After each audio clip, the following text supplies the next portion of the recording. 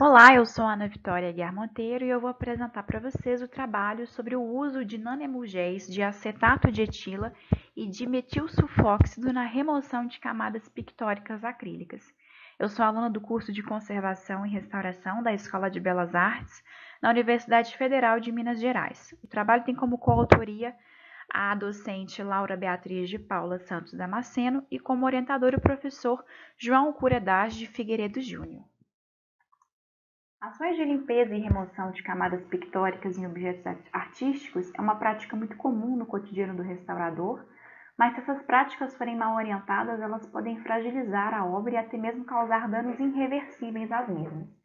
Existem dois caminhos para essas intervenções, que é o caminho mecânico, feito pelo uso de bisturis e ou pinças, e a intervenção química com o uso de solventes orgânicos.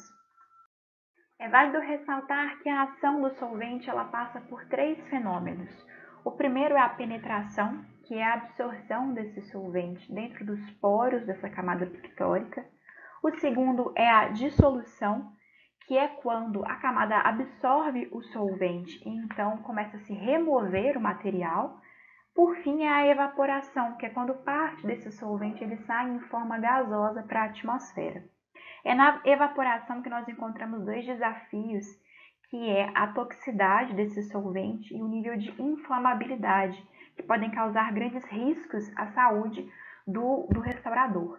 E também a penetração, dependendo do tipo de solvente utilizado, pode acabar alcançando camadas subjacentes que vão fragilizar essa obra. Esses solventes, então, eles vão acabar aqui por esbarrar em questões de sustentabilidade. Né? Como seria possível, então, nós pensarmos novos materiais que proporcionassem uma redução dos danos ambientais, dos riscos a incêndio e riscos à saúde, mas que mantivessem a eficiência de limpeza? Uma proposta sustentável é o uso de géis. Existem dois tipos de géis, o organogel, que é disperso em líquido orgânico, e o hidrogel, disperso em água. Em relação à toxicidade e inflamabilidade, os hidrogéis eles ganham um destaque pelo uso da água. Outras vantagens desse sistema são a penetração nos poros, que ela é controlada devido à alta viscosidade. Há um baixo impacto ambiental pelo uso da água. Os resíduos são facilmente removidos e, por último, esses sistemas eles são transparentes, o que proporciona um controle da ação de limpeza. Além dos géis, nós também temos as emulsões como uma proposta muito interessante para a limpeza. Lembrando que as emulsões elas são feitas a partir do uso de um tensoativo que é capaz de unir materiais de diferentes solubilidades, como por exemplo um óleo apolar, juntamente a uma água que é apolar. Então o óleo ele é envolto pelo tensoativo e forma uma micela, que seria essa forma esférica, que consegue ficar dispersa em água. Quando nós usamos essas emulsões em uma dimensão nanométrica, elas se tornam uma nanoemulsão. E assim elas passam a ter uma grande eficiência de ação, porque as nanoemulsões ela tem uma dimensão entre 1 a 100 nanômetros, lembrando que 1 nanômetro é igual a 10 a menos 9 metros.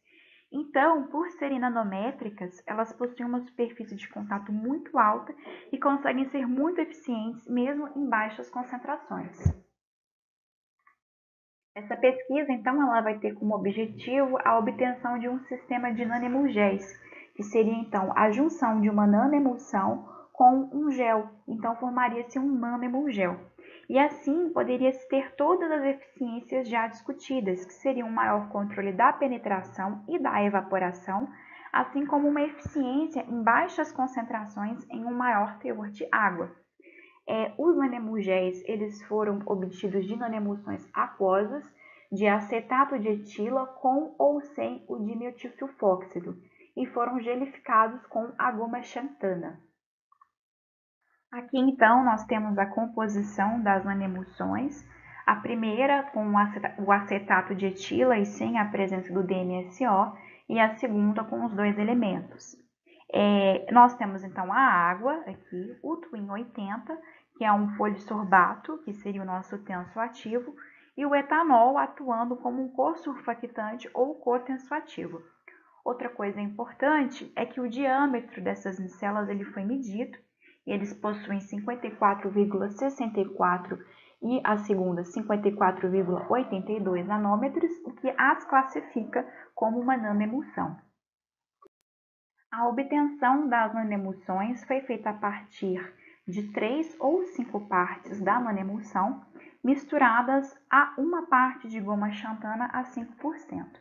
Então, tem-se o nanemulgel nas formulações 1 ou 2, que é o NG1 e o NG2, nas proporções de 3:1 e 5:1. Elas são todas misturadas com o mixer manual e os testes foram feitos em um facsímile pintado de tinta laranja sobre o vidro para se fazer a remoção. A tinta usada nos facsímiles também foi caracterizada e foi atribuída a ela a presença de um grupo aromático e de um butilacrilato. Então foi proposto que o aglutinante da tinta ele seria um copolímero butilacrilato estireno e ainda foi observado a presença de um pigmento à base de dióxido de titânio na tinta. Os resultados dos testes eles estão representados nessa tabela com as massas de tintas removidas, mesmo em baixas concentrações das nanoemulsões. E nesse gráfico aqui embaixo, pode-se perceber que a maior remoção ela acontece durante o período de 60 segundos de descanso, em que o nanemulgel fica depositado sobre a tinta. Nessas imagens aqui, nós temos a tinta do facsímile e o nanemulgel na superfície. E aqui depois, quando ele é atritado contra a superfície e também após a remoção. Dá para perceber que ele permite um controle sobre a área de intenção de remoção muito grande. Nisso, foi observado que a formulação NG2 e a NG1, elas vão apresentar comportamentos diferentes diante da remoção. Então, foi feito um estudo com a microscopia eletrônica de varredura para ver o comportamento dessa superfície. Aqui à esquerda nós temos uma camada de controle das imagens da microscopia eletrônica de varredura e aqui no meio nós temos as outras duas camadas de controle das formulações NG1 e NG2 nas lentes de 5.000 e 10.000 vezes. Pode-se notar, como é feita a remoção, que a nanoemulsão 2 ela é muito mais agressiva e com muito mais danos. E que todo esse material aqui, esses sólidos particulados aqui, eles vão sendo expostos à medida que a limpeza é feita. E foi atribuído que esse material ele seria um pigmento. Esse pigmento ele foi atribuído como um PBr24, que é laranja, um dióxido de titânio dopado. E quando se quantifica esse elemento por uma análise de EDS, observa-se que a NG1 ela tem um maior teor de titânio e oxigênio, ou seja, ela tem mais pigmento do que o NG2.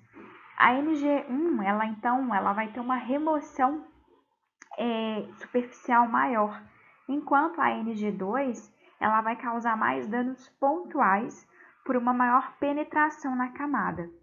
Isso pode ser atribuído à maior tensão superficial da formulação da NG2, devido à presença do DMSO, lembrando que o DMSO ele tem uma tensão superficial de 43,53 dínamos por centímetro, enquanto o acetato de etilo e o etanol eles vão possuir respectivamente 23,75 e 22,27, ou seja, eles têm uma tensão superficial menor, o que causa menos danos de penetração e uma remoção mais controlada. Em relação às considerações finais, os nanemulgéis eles apresentaram um comportamento promissor para a remoção de tintas acrílicas. A obtenção das nanemulsões por inversão de fase facilita a produção em sistemas de ateliês de restauro. Os solventes e reagentes usados são de baixo custo, o que também facilita a aquisição. E, por fim, as vantagens de menor impacto ambiental e à saúde cumprem o quesito de sustentabilidade.